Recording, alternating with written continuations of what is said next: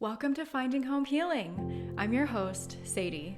I believe you were born with a light that guides you to your higher self and most passionate life. But for many of us, it's been extinguished or lost. My mission is to help you find your way back home to that light so that you can love deeper, live in your power, and truly thrive. For those lost or lonely souls, welcome home. Hi, Jamie. Hello. I'm so excited to be talking with you today.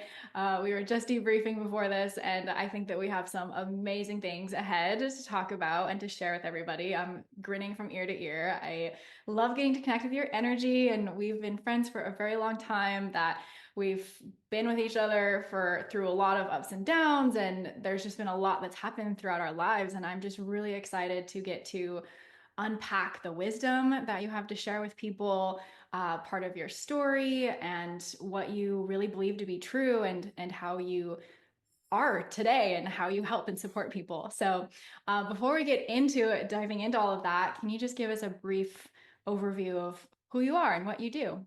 Yes, definitely.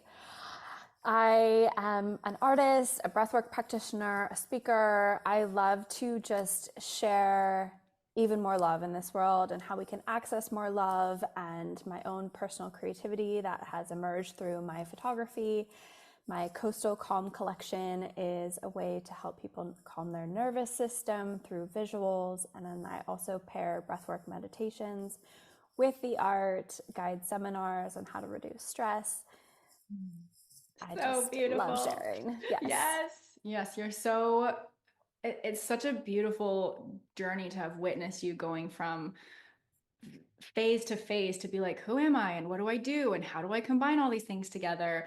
And I remember when you were really getting into breath work, and that's been a big part of your journey. And I think a lot of people nowadays recognize how important breath work is and that it's significant for our health and our nervous system. What has been one of the most impactful things for you about becoming a breathwork facilitator and practitioner? Absolutely. It was the first session of breathwork that I tried where it was such a visceral experience, unlike anything else I'd ever experienced in my life. Hmm.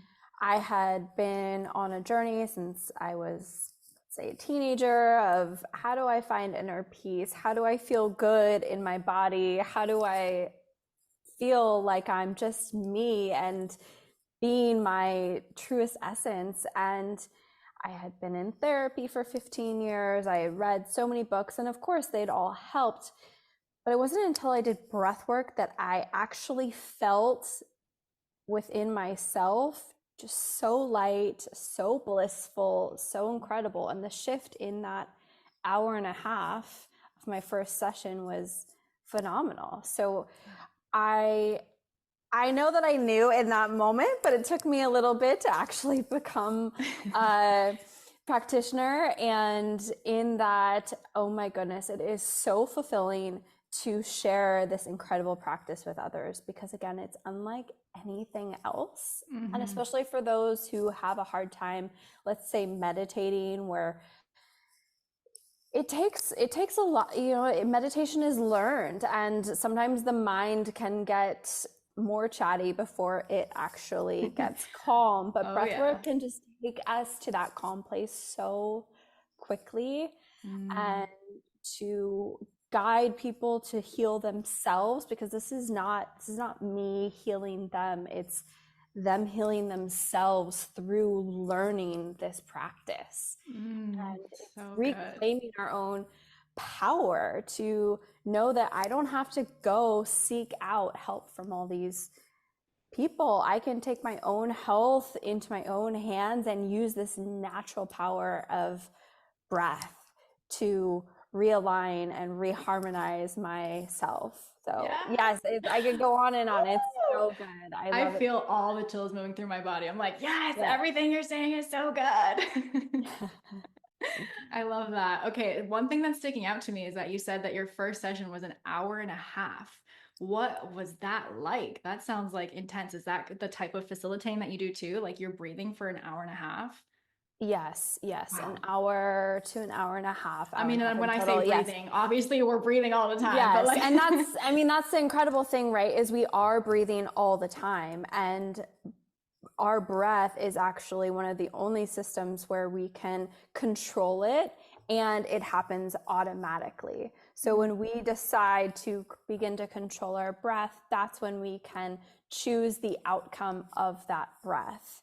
And that's yes, powerful. you're so right. There's all different types of breath work. It's a big umbrella. If you think about yoga, there's yoga nidra, there's sculpt yoga, there's vinyasa, there's all these different types with all different intentions. And it's the same with breath work. So we can do breath work that's 30 seconds long to be energizing and be that replacement for a cup of coffee in the afternoon.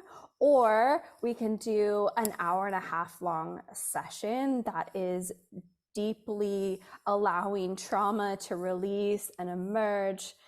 Or we can do 30 minutes of calm breathing. There's so many variations, and that's why it's also so beautiful. Mm-hmm. What would be some like types of breathing? Like, with yoga, you said nidra and vinyasa and all that. What are the actual names of different types of breathwork techniques? Yeah, I mean, there's so many. Most people have heard of box breathing. There's a Mm. 4-7-8 method. There's continuous conscious breathing. There's the 3-part breath. So there's a lot of, and then different practitioners have kind of trademarked different types of Right. breathing too. So there's, people are familiar with Wim Hof, which is also a Mm-hmm. type and a practice. Mm-hmm. Yeah. Gotcha. Okay.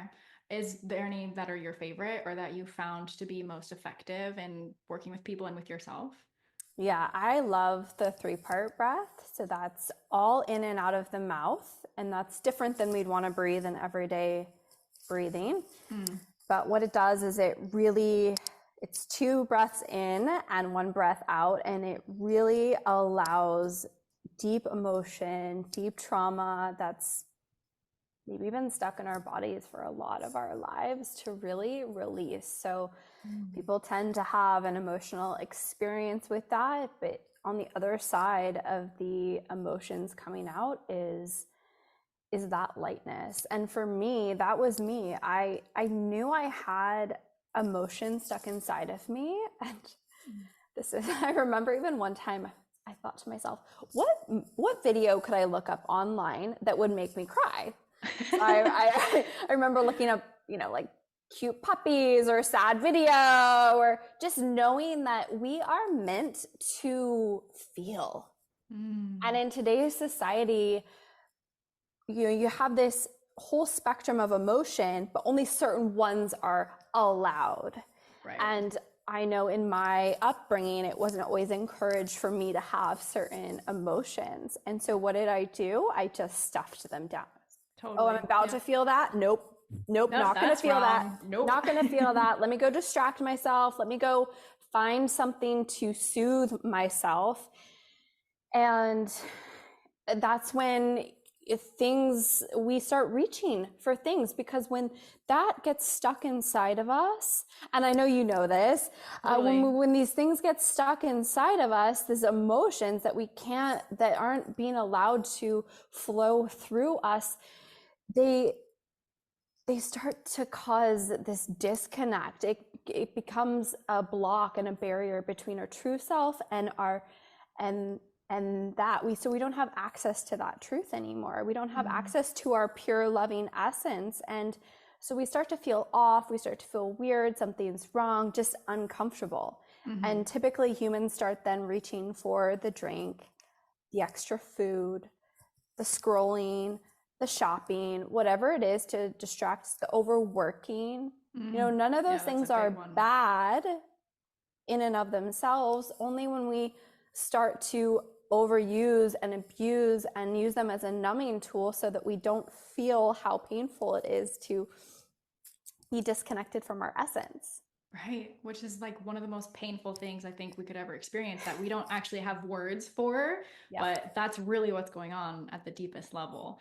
Oh, you said that so well. I'm like, oh, my whole body's like lit up. And I'm also like, okay, breathe. Yes, yes, yes. So the disconnect that I think that we feel, I mean, maybe we'll just go here with it. Like the emotion that gets bottled up in our body, that Hmm. has a huge impact on our nervous system. You were Yes. talking a little bit earlier about like the fight or flight and the impact of that. Can you tell me more about your thoughts on that? Yes. So, of course, nervous system, it's a big buzzword right Yep. now for Everyone loves sure. And it. we have two, we have the parasympathetic nervous system, and we have the sympathetic nervous system, and both are important. So we don't want to say that one is better than the other. The thing that's happening with us as humans in 2025 now is there is so much stress, Mm, and stress leads us to engage our sympathetic nervous system. Now, back in the day, we needed that because let's say a bear was about to chase us. We have to tap in to that. We have to get that cortisol going. We flood our body with everything that it needs to run from that bear and get away as fast as possible. mm. So we're not focused on creativity at that point. You're not thinking about a painting you're going to do. You're not thinking about loving another human at that point. You're not thinking about your body isn't focused on digestion, any of those things. You're not thinking about, you're not trying to sleep in the sympathetic state. But in today's world, there's so much stress. Mhm. We're being fed stressful things from all over the world. Then you have toxins, we have the physical stress, we have the mental stress, we have financial stress. It's so much. So what happens is the nervous system tends to just get stuck in the sympathetic state Right. instead of getting into sympathetic, coming back to Coming back. parasympathetic, Hmm. getting stressed, coming back, getting stressed, coming back. So we're not coming back to that restful state. So it makes sense that it's hard for people to sleep. They're just naturally feeling this continuous Like I gotta go, uncomfortable, go, and go, I and I gotta can't go, be in my go, body. go. Yeah, Yeah. gotta go, go, go. And that's where breath work can come in again, where it's up to us. It's up to us to choose and decide and say, hey, if I just continue to attune to the world, I'm going to be stressed. I'm Mm. going to be stuck in the sympathetic state. Oh, I And love how you say that. Like if I'm tuned to the world, then yeah, I'm stressed because the yeah. world in a lot of ways is very stressful. That's so good. Right. And I'm also not saying that that's the only thing that's out there in the world, but in any of Right. this, we get to decide and choose what we start to see and how we start to be Oh, and breathe. I So love what are we that. seeing? The world is stressful, yes, if we attune to it, but what if we start looking at the clouds? We start looking for the flower, but we have to choose that. Hmm. Because the brain is automatically going to go to the stress, to the negative, to the on the lookout for that bear. Right. For protection mechanism purposes and survival. It's like the reptilian brain that's like, I have to be in control and be safe all the time. So I'm scanning my environment. But yeah, that makes Exactly. sense. That Exactly. Yep. right So would be hard to we turn off. take these moments or longer sessions, let's say, whether that's, yeah, one breath to begin to bring to engage the parasympathetic nervous system, or it's taking an hour on an evening to engage. But it really has to be done. If that's what you want in your life is more calm, it really has to be done consciously. It's Mm. not going to happen automatically. Right. Oh, that's so interesting. Well, and I feel like in today's day and age, we have a lot of people that struggle with physical ailments, whether it's Yes. an illness or it's a disease or it's a digestive problem or it's, you know, constipation or headaches or whatever it is. Like, I feel like we're in an epidemic of like physical dis-ease. Yes. And we keep trying to blame all these different things, like it's the food and it's the toxins. And obviously, I'm a huge believer that those Yeah. are very impactful.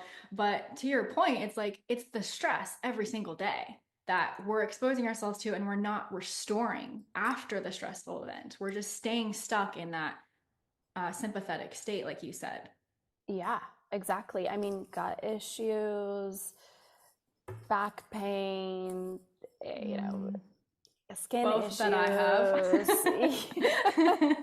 I'm like, yep, It's not actively like, working on that. I mean, we're never immune to these things. It's not like I am, yeah, totally immune to stress either, but I Yeah. catch myself and I take the time to do the practices and Yes, I know. So I have an Aura ring, and yes. it tells me how many minutes or hours I spend in the day stressed, like physiological stress. I Whoa. don't realize that I'm mentally stressed until my physiological stress is like off the chart. And then it will also tell me how I'm spending time restoring. And my balance is off. And I've been working on getting it more in balance. And to be quite honest, like I actually do have decent scores, but I have built a lifestyle to support that. And I don't say this to impress anybody, just to impress upon you that to what you're saying, Jamie, that we don't spend time restoring enough. Yeah. And Yeah. we spend so much time stressed. And it's like, I don't actually think people know how to spend time restoring. Because even if you go lay on a couch or you go on your bed or, whatever, you're going to pick up your phone and you're going to scroll or Yeah. you're going to check an email. Or these are things sometimes that I might do. I don't really scroll, Yes. but you're going to do something that keeps you activated. So I feel like going back to the breath thing, that's something like you've been saying that you have with you all the time. You Hmm. don't have to pay for it, you don't have to go get it. It's always there, it's always Yeah, available, and it can really facilitate that restoration process. So I'm just absolutely. curious, like if you were facilitating somebody to help them restore, what would you lead them through or how would you suggest that they do that? Hmm. First, I would start with the very basic and I would say almost the most impactful, and that is everyday breathing. Mm, Again, it goes back to we are breathing all day long, but we're typically not thinking about it. We're not consciously breathing. mm, And many people are breathing in and out of their mouth. So it's really important. There are a couple things that one can do to engage the parasympathetic nervous system, engage the calming effect on a daily basis. And the first one is nose breathing or nasal breathing, the mm, breathing in and out of the nose. Now, that is going to help so many parts of our health, our mental health, our physical health. It's first of all, it's filtering the air. So mm. Okay. imagine all that's in the air. It's getting filtered when it goes through the nose. It's not getting filtered when it goes through the mouth. That's so It's true. Wow. it's warming the air. It Oh, I never it thought about that. yeah, which is easier for your lungs. It when the air travels through the nasal passage, nitric oxide is produced. Nitric oxide is a vasodilator, so that's going to mean that your lungs and your cells are all going to be able to receive more oxygen. And we know that oxygen is so nourishing for all of us and all our cells. It needs more and more. Hmm. Also, I love this. Nitric oxide is it kills viruses. Kills viruses. I didn't know that. So So what literally better breathing can way? help you kill viruses. Literally breathing is one of the most important things to ensure that you don't get sick. Breathing through the nose specifically, right? Yes, Okay. breathing through the nose. So this means all day, all night. This is where people have now started taping their mouth at night with a piece of tape from here to here. That's a great way to Mm. start. Mm-hmm. It's good to remember that your nasal passage is a muscle. So if it feels hard to breathe through your nose right now, don't be discouraged. Keep practicing. Try it during the day. Then maybe you begin to try it at night or even try taping your mouth shut at night. But Mm. just bringing your awareness to that breath. Mm-hmm. And then furthermore, slowing it down. We're often breathing quickly, and that is going to engage the sympathetic nervous system. Slowing it down gives us that calm with the parasympathetic. So ideally, we have 5 seconds in and 5 seconds out, Mm. focusing on the exhale. Okay. So often we are focused on the inhale, right? Something happens, everyone says, just breathe, just breathe. Well, actually, that if you're just taking a shallow breath into your chest, like people do when they're in a panic, that's actually not going to help. Right. So Like we actually want, hyperventilating. yes, and that actually creates its own cycle of anxiety, more hyperventilation. And we want to stop that, breathe slow and deep into the belly through the nose, Okay. focusing on a long exhale, focusing on really expelling all that air. Would it be appropriate to like squeeze your abdomen to push the extra air out, or is it just you're wanting it to just be very natural, like how you would do it without thinking about it, but thinking about it? Yeah, yeah, it is. That's a great way to do it. So at first, when you're really beginning, we call this diaphragmatic breathing. So it's think of it as your belly expanding, which for a lot of people is really uncomfortable. It's not very natural. So, but when we're expanding the belly, the diaphragm is naturally working more than when we're just breathing into our chest. So yes, breathing in, expanding the belly, and then you can even have that exaggerated contraction to expel the air Okay. out. Okay. Yeah. Okay. And then you said like 5 seconds in and 5 seconds out through Yeah. the nose, filling up the belly. So like the air is coming into the lungs, but how do you actually fill up the belly if the air is going into the lungs? You're not actually filling the belly. It's just that the belly is expanding when the diaphragm moves, when you're really filling those bottom lobes of the lungs. So it's an Gotcha. expression. It's not like you're actually breathing into the belly. Okay, gotcha. But I actually have always is, wondered about that. I'm like, yeah, obviously I know the yeah. air is not going into the You're not belly. the only ones. I'm glad we cleared that up. Yeah, Yeah. yeah, yeah. Okay, gotcha. So you're just kind of using the muscles in the belly to expand the belly and Yeah. then to contract it. Yes. Okay. Yeah, but really focus on that inhale and then you can just let it go. You don't have to contract anything. Just breathe in deeply, let it go. Nice. Yeah. Okay, very good. And is there anything that, like, if a person were to just do this for 5 minutes to help them restore, should they be thinking about anything or looking at anything? I know you said that you have, when you facilitate, you have people looking at your art, which is amazing. And I want to get into some of your creativity and what that means to you. But would you suggest if somebody wanted to do this at home that might be maybe can't come to a facilitation or whatever, that they just look at something or have their eyes closed? It's really, yeah, I mean, this is, of course, a practice to be able to breathe this way all day long. We'll get into a couple other exercises that people can do.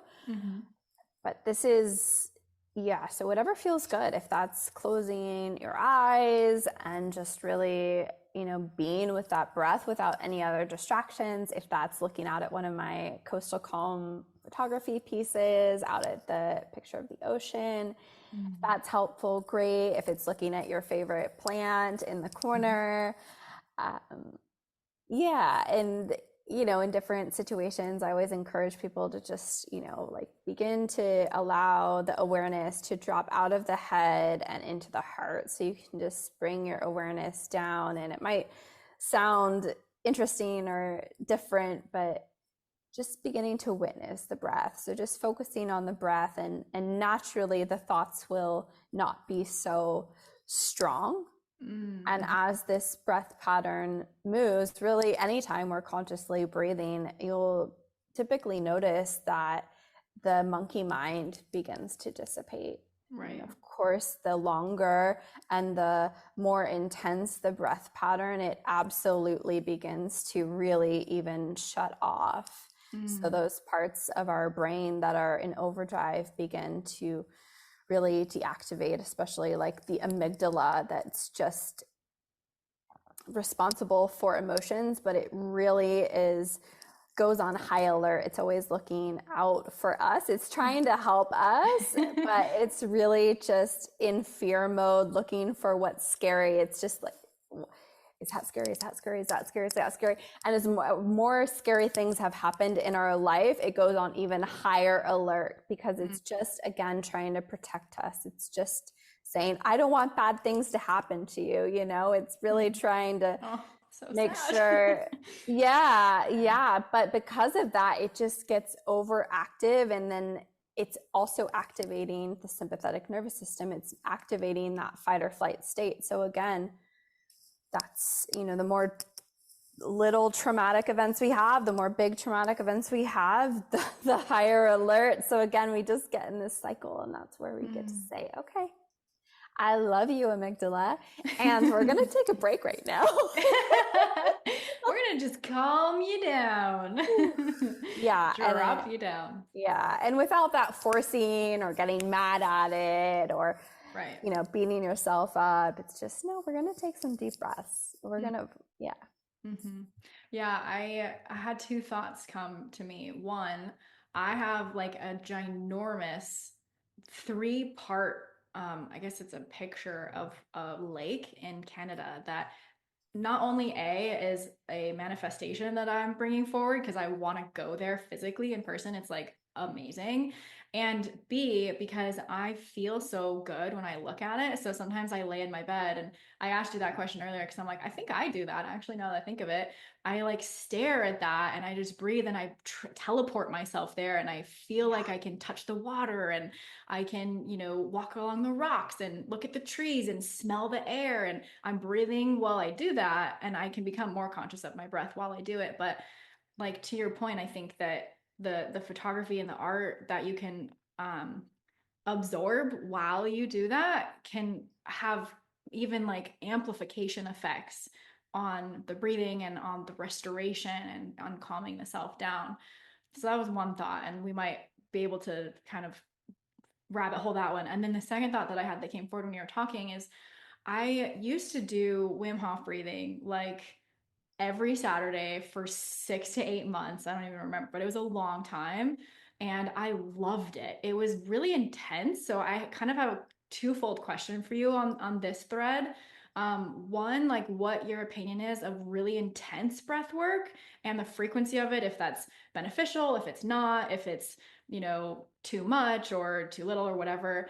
And then my second part of my question, so the first part is like if intense type of breathing, if people don't know what Wim Hof breathing is, essentially how I did it, which I think a lot of people experience this differently, and you can correct me if I'm wrong, but we almost basically like hyperventilated ourselves, and we were breathing in and out really really fast, and then I would hold my breath and squeeze my body, and I would have this like crazy rush of intense chemicals from my brain, and then I would relax and let it go. And I like felt high the rest of the day, and it was incredible and amazing. I was just like, and I almost kind of got addicted to it, which is why I did it every Saturday with a big group of people too. It's like kind of different when I've done it by myself. But what's your opinion on like those high intensity type of breathing exercises? Yes, I love this question. I love the high intensity in certain times. Now it's Yeah. so easy to say, oh, that is for everyone. And I don't agree. I do not agree that it is for everyone. It is something that if someone is in a we all have a window of tolerance.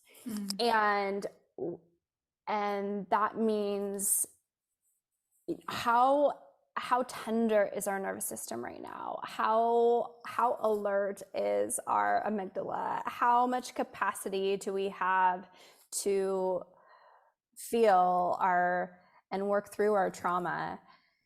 And it's different for everyone. So I actually want to say that to throw just everyone into that type of breathing is in my opinion, not appropriate at all, and can actually cause more trauma. I love these similar kinds of breath work that release trauma. This is what I guide in my longer sessions. And I'm also very intentional about who's in the session, and I'm watching, I'm guiding. If it's sending them into a place that feels like it's too much, I will advise them to try a different breath pattern. Again, we have these different levels. Right. So yes, again, there are these patterns like the 3-part breath that activate and invigorate. And you can think about it in the way that you wouldn't want to breathe this way all day, every day. That's why I started with sharing how we want to breathe through the nose. But these other patterns can really stir things up inside of us. And you imagine if all these things have been suppressed, right? And our body's just been on high alert running from the bear. It's not wanting to process emotion. There's no space for processing trauma. But when we begin to allow the body to process the trauma, release some of the emotion, reharmonize within, little by little, as each person is ready to, the analogy of the onion is frequently used, little by little. So you also wouldn't want to put just anyone in an ice bath. Ice baths are great. Cold therapy is amazing, but it's not for everyone. You really want to assess where the nervous system is at and not go overboard and really allow just little by little to unfold. So I tend to take a more feminine approach if I'm compared to Wim Hof, let's say. And he has helped so many people and he's so great. He's a little bit more caveman than I am. And, that's great for some people and not necessarily for others. And some people, it's helpful to have someone yelling and encouraging. And again, I just take a little bit of a different approach where I'm here to hold, deep space and allow whatever wants to come up and just make sure that it's really safe and we're not trying to go harder than we need to go. And when we hit that window of tolerance where it's just like, we want to be uncomfortable a little bit, but we don't need to, push harder. I use the analogy of if you're on a run and sometimes if your knee starts hurting and you just keep pushing through because you feel like you have to, and it's almost just this force, well, you're going to hurt yourself. And it's the same emotionally. If you're processing trauma and you're like, I need to process more, I need to get at this harder, that's more judgment, that's more criticism. No, I'm here to facilitate us giving our trauma and our hurt parts just more love, more space, more curiosity, more just allowance. And not trying to force it or make it be anything in particular. Yeah. So I guess to just further emphasize, because people often ask, where should I go? What practitioner is best? And it's really, I invite you to follow, whoever is listening, follow your intuition. If you feel good, if you feel like you just want to go be in the presence of that practitioner and you feel safe with them, that's who to choose. If anything in you doesn't feel like it's right, don't go. There's so many practitioners and there's someone for everyone. Yeah. Oh, that's so beautiful. I just feel how much you represent love and that you give that so freely and generously to everyone. And I'm receiving, I'm like, oh, that feels good. And when I've done breathing with you in the past, I'm like, oh, wow, this is really, really powerful. You do hold a very, very unique and powerful and loving space more than anyone that I've really ever experienced with breath work. And it's so amazing to witness you in that space because it does feel like it's your passion and it's where you're powerful and it's like part of your purpose. And I do believe that when we're in that place, then that also facilitates the healing, and when someone just resonates with you and you them, it just creates this harmony of upward spiral and of the healing work that is meant to transpire. So I just love that. And I'm so in awe of you. And I appreciate that it's not a one size fits all. I think that a lot of times people will think like, oh, it's just breathing, it's not a big deal. But it's a big deal. There's a lot that can come up in a session or when you do consciously focus on your actual breathing. And in ancient cultures, breathing has been a part of their, you know, I don't even know what you'd call it, their culture, that's always, it's always been with us, is what I'm trying to say. And so, yeah, it's not a one size fits all. I had one other question before, because I want to ask you about like your creativity and stuff too, because it all ties in, I feel like. Um, but if somebody doesn't necessarily feel the impact of consciously breathing or of doing maybe a breathwork session or whatever, like what would you tell them? Do they just need to keep trying it? Or do you think maybe they're not doing it in a way that's actually facilitating what's best for their nervous system? Or like, how would you respond to someone who's like, yeah, that doesn't really work for me? Yeah, great question. I would probably ask more questions, ask what pattern they've tried. I think you're spot on in that perhaps that pattern, let's just say they've tried one pattern and they say, oh, it doesn't work for me. Mm. That pattern might not have been appropriate for them. Again, let's say someone is very susceptible to anxiety and they actually don't have the capacity to breathe into their belly, or so different patterns aren't going to be suitable for them just yet until they build that capacity and build the muscle and the diaphragm begins to work in a new way. Mm. Because like there's so many pieces to this. Trauma when we're younger can actually freeze our diaphragm into a constricted state where it doesn't actually allow the breath to fully go into the lungs and work the way it was intended to. So Interesting. then diaphragmatic breathing is really hard, and chest breathing naturally happens, and chest breathing causes anxiety. So again, it's this. Yeah, so I would guide them to try a different pattern and slow it down. And let's say I'll tie this in right now. The 4-7-8 method is a great practice. So that's breathing 4 breaths in, 4 counts in, holding for 7, and breathing out for 8. Mm. Oh, It's wow. Okay. slow, it's gentle, it is calming overall for most people. But again, everyone's system is different. So I would, our breath is meant to support us. That's for sure.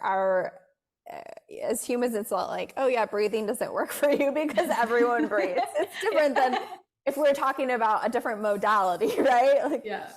so we have our breath, we have that power, we have that channel. It's just a matter of how we decide to turn it on and use it and allow it to work for us and with us. Okay. I love that. I think that's super powerful. Okay, if any of you out there that haven't tried breathing yet, I hope that this is enrolling you into it because like it's so good. It's so Yeah, good. I for some reason, like me personally, I get a lot of benefit out of the patterns that I hold my breath. Yeah. I don't know what that's doing exactly, but I've just noticed that like even when I did like the really intense Wim Hof breathing, when I'd hold my breath, it did something. And then like even like what you were just describing, literally as you were describing it, I just practiced it and I'm like, oh man, it's when I do the hold that I feel the most sensations. Why would Yeah. that be? What is that? Yeah, it's really allowing the shifts in the biochemistry to change. And then there's a whole, like magical side of this that's just unexplained, the energetic Yes. side of it. So typically a breath hold is going to take us into a little bit of a tingly, airy, heightened state. And then a breath hold with no air in our lungs is going to really like root us down and Mm. ground us Oh, more. that's so interesting because I don't like that one. If I breathe all my air Mhm. out and hold it, it's really hard. But if I breathe all my air in and hold it, I'm like, oh yeah, I'm totally comfortable here. And that's where we can also look at, everyone's system is different, like where we feel more comfortable. Some people are more comfortable being ethereal. Some people are more comfortable being in the earth and the ground. Yes. And that's where, we don't always want to just say, oh, well, that's uncomfortable, I'm going to scoot it to the side. Because maybe the place where it's uncomfortable, the rooting down, is actually where our work is to balance our systems. Yep, I think that's for me. I love that. Oh, so good. So how have you tied this into your like creative expression? Because I know that you love photography and you have your Coastal Calm collection. Like we were talking about this a little bit before about like your creative expression and how like if we're in our nervous system sympathetic all the time that we can't really be that part of ourselves and express that truest essence of ourselves. What have you discovered like personally and guiding people on their journey that when they instill breath work into their practice that it like what does it help them with in regards to all of that? Yeah, I love this so much. And, there's so many benefits of breath work. Again, Yes. the mental health, the physical health. But I love this, and I call this the truest essence part, the part where we allow our truest essence to emerge even more. Because when we're stuck in sympathetic state, again, like I said, we're not worried about being creative. We're not worried about our truest essence, our own magical frequency coming out. It's not a priority at all. Yeah. And to be honest, this wasn't a journey that I set out on specifically. I believe deep within me, my intention of being on earth is to live it out in all the ways and to my greatest potential. And breathwork has led me to, it has been a facilitator of that and a way for me to unlock new parts of me. So what do I mean by that? I'm using myself as an example, as I did more and more breath work and other tools, it's not the only tool out there to calm the nervous system. I dropped out of that sympathetic state, and then that's when the creativity begins to emerge, when we're in that calm, when we're in the parasympathetic state. So when I was younger, I said that I was not creative at all. I loved math. I loved science. I thought I was just going to be a scientist working in a lab, pipetting. And I was like, I'm not an artist at all. I don't even like to write, all these things. And sure enough, that's absolutely not true. I mean, looking back, I also loved to decorate my room, and I chose all the colors so diligently. And I asked for a Polaroid camera for a birthday when I was really young. So it was there. I just didn't realize it. And as I just let myself open up and be instead of stuck in the stress, I naturally began to gravitate more towards taking photos, allowing this artistic side of me to emerge, my love for the ocean, and turning it again into my photography, which it's like a painting of my camera, really. These are my photography paintings. And then, but the best part is that I realized in this whole unfolding and in guiding others that everyone is creative. Every single human is creative. Now, I know people will challenge me on that and they'll say, no, I'm not creative. And I don't believe it, because everyone is creative when they're younger. We dance, we sing, we play, we come up with imaginative thoughts, we do art without any second thought. And then we start to grow up, and it's all these filters come in, and we start calibrating to the world, and we wonder, well, am I allowed to do that? Am I allowed to be that? Am I a good singer? Am I a bad singer? Am I a good artist? Am I a bad artist? And then the stress comes in. And so these parts of us get shut down, this creative part of us. And we actually begin to believe that we're not creative at all. But it's really just that part of the brain has been turned off and suppressed. So I have had participants after breathwork tell me they have driven straight to an open mic where they haven't Wow. sang in years and they just felt the urge. I've had people say they just went home and painted because they just had the urge.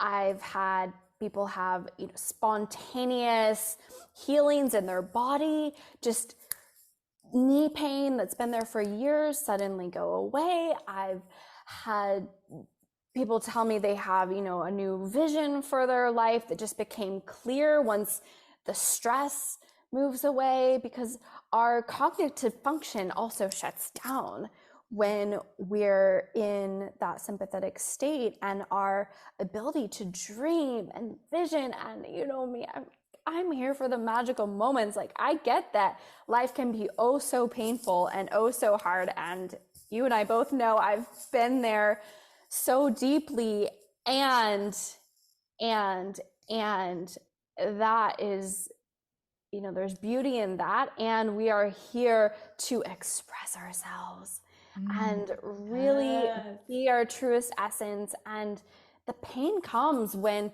in my experience, the most painful times are when I didn't allow myself, I was denying myself my own essence to be shared. And Wow. that's so when we're denying our own creativity, we are dying. Boom, mic drop. Oh, wow. Oh my gosh, my body's tingly.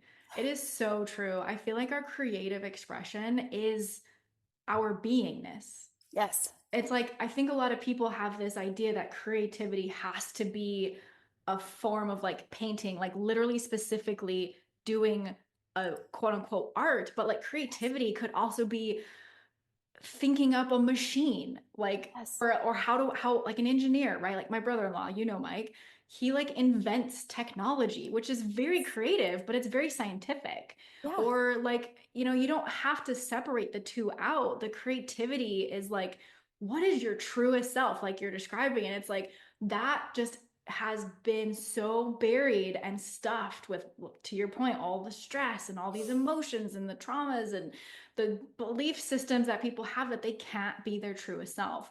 And it's almost like I'm feeling this so strongly now that like breathwork is like the key that unlocks that. And it just takes you so much further to be your truest self than really anything might. Yeah. Yeah. And the creativity is in, one of my ways to express my creativity is gathering others, like getting Yes. people together, or maybe it's gardening, or maybe it's planning a new hike, or and there's the architects, and there's the mathematicians. And I really believe that if we all tap into our truest essence and we're all actively being our truest essence, we're in perfect harmony, because there's someone for everything. Yes. One person is playing the piano, and one person is building homes, and one person is gardening, or many are doing each one, but we're a perfect ecosystem complementing each other with our own unique gifts. Yes. Oh, it makes me want to cry. I would love to live in a culture that had that be the base of the foundation. I mean, in my worldview, I believe that there have been cultures like that of humanity way, way, way, way, way, way long ago. But yeah, I feel like we're begging for that to emerge. I feel like there's a call from the unconscious level, like the unconscious group of humanity that's like something needs to change. There's so much chaos, there's a lot of stress, and it's always in our face. And this creative expression that represents our beingness is getting lost, and it hasn't been valued because we've valued, technology, which technology can be a creative endeavor. It doesn't have to be labeled as bad or wrong. So yeah, I'm feeling that so deeply. And it's just like, oh, wow, yes, I can tune into what a reality would look like. And on an individual level, like if you've witnessed this in your own life, in your own experience, that when you allow that creative part of you to come out, if you will, then it does things to you. It changes you. It makes you a happier person. It makes you a more balanced person. At least that's been my experience of myself with it. I mean, you can share with me what it's been like for you and for other people. Yeah, definitely. I mean, one of my creative outlets is going to coffee shops I love and that. basking in the beauty of them, and having the experience of the cute cup and who I meet there. And actually, one of my new things for 2025 is I was really sitting with what lights me up.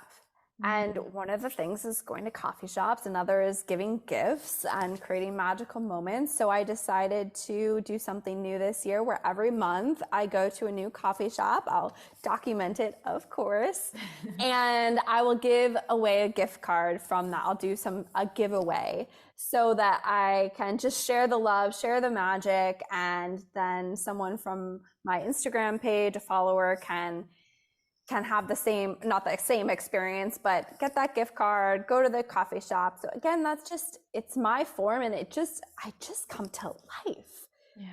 And I don't, there's a time when I would try to make it wrong, or oh, this shouldn't be one of the things that fills me up, but now I just embrace it. Mm. It lights me up, and that's it. And to your point, I feel that so deeply too. I believe there's an emergence of people deeply desiring for more. And instead of, I always say, do not ask the world what the world wants from you. Ask what you want to give the world. Mm. And So good. this isn't going to happen overnight, but we can hold the vision, and I'm witnessing it, of it happening one by one by one. Mm. Mhm. And it's the same with breath. We don't have to just all of a sudden dedicate an hour and a half of breath work every day to our lives. It's one breath at a time. It's one moment at a time. It's choosing one more moment where I'm calming and I'm connecting my truest essence. And then choosing another moment where I'm calming and connecting to my truest essence. And then choosing another moment. Because that's doable. Oh yeah. That's doable, but it can feel so overwhelming to think we have to change everything about us and figure it all out all at once. Hmm. Yeah, well, and I do believe too that those moments lead you to the synchronicity. And the Yes. synchronicity is what then connects you to who you're meant to be and what you're meant to experience here. It's profound when you wake up and let yourself notice and recognize, like, oh, I had this thought or I needed this thing, and 3 days later, here it is. It just showed up. Maybe someone gave it to you, or this happens to me actually a lot, where I'm like, I really need this thing, and 3 days later, someone will gift it to me, and I'm like, wow, that's really nice. It's like it's a form of abundance, and when we get into that state of creativity and that openness, like a big impression that I have from what you've shared about the breath work is that it helps our bodies open, which help our soul open so that more of those synchronistic type moments come forward. Yes. Yes, exactly. It creates this, whatever, however you want to describe it, exactly what you said, and this new space and place and a pause where, if we're rushing, if we're okay, hi, how are you? Good, fine, bye, off to the next thing, next to-do list, like we have our whole entire calendar filled down to the minute, which is what I have traditionally always done. It's like, oh, 30 minutes there, and then I'll drive there 10 minutes. And I realized that two parts. Before I change what I'm doing, like before I get out of the car, I'll take a deep breath in and a deep breath out, and I'll just center myself. And exactly what you just said, I'll give myself that space for allowance of, let's call it, magical moments to be synchronicities, Mm-hmm. because I'm slowing down and I'm now in this open state for all that wants to be. And I believe that's love, like room to love and be loved, because I really believe that's our purpose. So we can facilitate that with just one breath. We can facilitate that with not packing our schedule so tight. Maybe instead of just giving yourself 5 minutes to run in and grab that coffee from the coffee shop, it's giving 10 minutes to look that barista in the eye, to just have a moment of presence, to maybe bump into someone, talk to a stranger, because maybe they are the key to exactly what you've been looking for, maybe a new friend, a work venture. Like you said, for what you've asked for, because we are here to get to relish in what we desire in life, like, ultimately. And it can happen more easily when we have space. Yeah. And the space happens when our nervous system is calm, it's open, it's ready, it's loving, and we can get there through our breath. That's so beautiful. Oh, that just feels so good. Oh, yeah. I notice it too in myself when I try to fill the space. I'll even notice it if I'm in conversation, like when I'm interviewing people on podcast, or if I'm having a conversation with my neighbor. I'm like, we have gotten uncomfortable with space. Yeah. Or when I say we, I'm kind of projecting, because like Yes. maybe I have gotten uncomfortable with space at times, and I have to consciously remind myself, like, it's okay to have a space. You don't have to always say something. You don't have to always fill your calendar. You don't always have to do, go, go, go. You just have to be. And I love what you said, like breath is a way to get there, which is so amazing. Okay. I think we add, as humans, when the contrast comes, when what we don't want comes, we judge it and we criticize it and we make it wrong. And that adds more resistance and more distance between, let's say, our truest essence and what is, or that joy and what is. And the more we say, this is bad, this is wrong, how should I get out of this? It's harder to get out. Yeah. But when we actually begin to appreciate the contrast, it brings us closer to it dissipating, because we're not fighting it, creating more resistance, creating more wrongness. So it brings us, then we can more easily shift and actually say, like, thank you, contrast. Thank you, thing I don't want, because you're showing me what I do want. Oh yeah, Bashar talks about that all the time. Yeah. And Abraham Hicks too.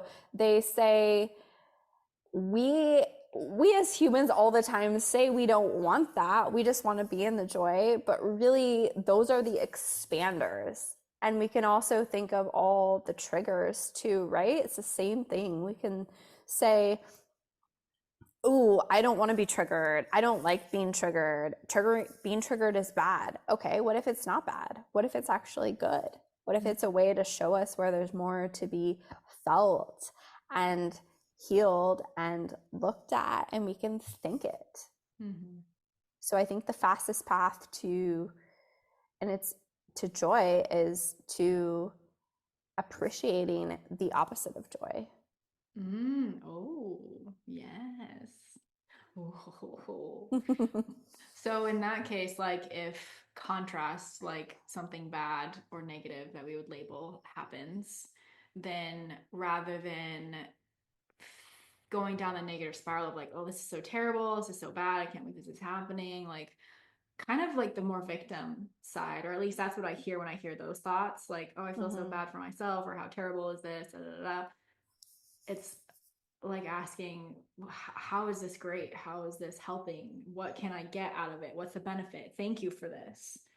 Like, I think Bashar, I've heard him say before that choosing or experiencing what you don't prefer helps you then know what you do prefer. So both are valuable. So that makes sense to me. So you answered my question of like, how do we make being in our joy easier? And it's by appreciating that which is not joy. Yeah. Wow. And to piggyback what we've been talking about of breath work, breathing, I would say consciously, breath work helps us physiologically shift because our brain is shifting from only focusing on that negative to opening up and being able to have a new perspective. Mm-hmm. Because Yeah. when the nervous system is calm, how much easier is it, right? To be like, oh, this is happening for me. There's a light at the end of this tunnel that I can't see. There's a beautiful lesson that's unfolding that I can't see. Mm-hmm. When we're in fight or flight, though, in my experience, I have no capacity for that. Oh yeah, no, me neither. I'm like not Like, this is focused the on worst. that. This is the worst thing ever. Get me out. It's the worst thing ever. No lesson could possibly make this pain worth it. Yeah, or to make it justified. Yeah. I think that that happens a lot when I work with people with trauma, like really intense trauma. There's a gap or a distance, an inability to feel. Let me put it this way. There's an inability for them to comprehend a possible reality where that experience could have helped them in some way, which was actually one of the most offensive things at the time that one of my therapists, when I was going through healing a lot of my trauma, told me was like, well, has this helped you or done something good? I don't remember how she said it, but it was that idea of like, is there even a possible reality where you could imagine that this, what we would consider a terrible, horrible, awful experience is actually serving you? It could be spun in a positive way. Mm-hmm. And I think that's hard for us to wrap our heads around, but at the same time, to your point, I think that it's kind of like that saying, the way to the other side is through, not around. Yeah. And I really think that sometimes we try to make too big of jumps at one time. Mm-hmm. And that, I mean, you can tell me your experience, but I think even actually for myself, when I was in my darkest moments, I wasn't able to jump to joy. Yeah. I was just wanting to get out of pain. Right. So as a guide, I think that it's important again to assess where the client is at Mm-hmm. and take them one bit at a time. Right. So Mm-hmm. that's like, okay, yeah, joy was not a priority for me when I wanted to end my life. Right. Like just getting out of the pain Mm-hmm. a little bit Mm-hmm. Yeah, was it's kind of like was the triaging goal. in a hospital. It's Mm-hmm. like you're not looking for somebody or a patient that comes to the ER with a gaping wound that's bleeding out to be like, well, how are you feeling today? How did your day go? Are you stressed? It's like, no, you got to deal with the freaking wound where their blood's coming out. Like, you got to triage and handle the thing that, whatever. And then once you get the wound taken care of, then, weeks later, then you could start asking them, like, what was this experience like for you? How's your day? Are you stressed or not? It's like there are levels and yeah, different ways to approach the steps to getting there, which I know we're kind of blending different conversations, but with the whole like idea of what Bashar and Abraham Hicks teach, I think that they've been helping humanity like get there. Like, we've been Mm-hmm. trying to get out of pain for so long, and we're evolving to a degree where we can have the option of stepping into our joy more available to us and to the creativity and all the things we talked about earlier. So yeah, I think that's a really Mm-hmm. powerful shift that we're all going through right now.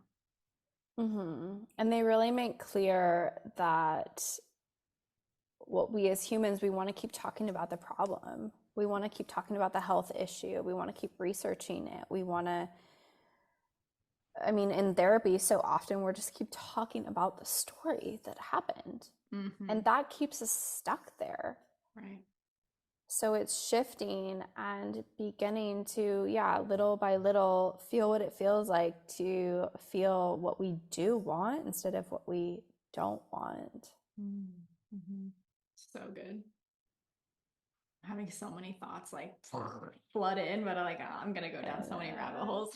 I know. The other thing too, though, that I'm still, is just how they say that, if you're in a situation where you're experiencing the contrast, what you don't want. That's a great way to put it. When you're experiencing that, it's feedback for, it's so hard to handle, I think, because like realizing that we are the only one to, like, we have attracted that. Mm-hmm. And that, so hard to comprehend. The responsibility. I don't want to be responsible for my life going in a direction that I don't want to go, but that humility, I guess, to realize, okay, that was me and that's feedback.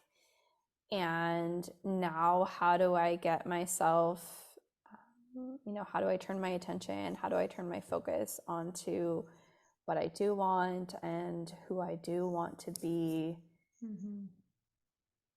And I'll tie it back to like these, these bracelets, like these have helped me get out of so many of the contrasting moments or contrasting experiences that continue and like contrasting periods of my life, mm-hmm. where all of a sudden then I'll have a moment or I'll consciously decide to give someone a bracelet and it like snaps me out of that spinning, painful, contrasting period.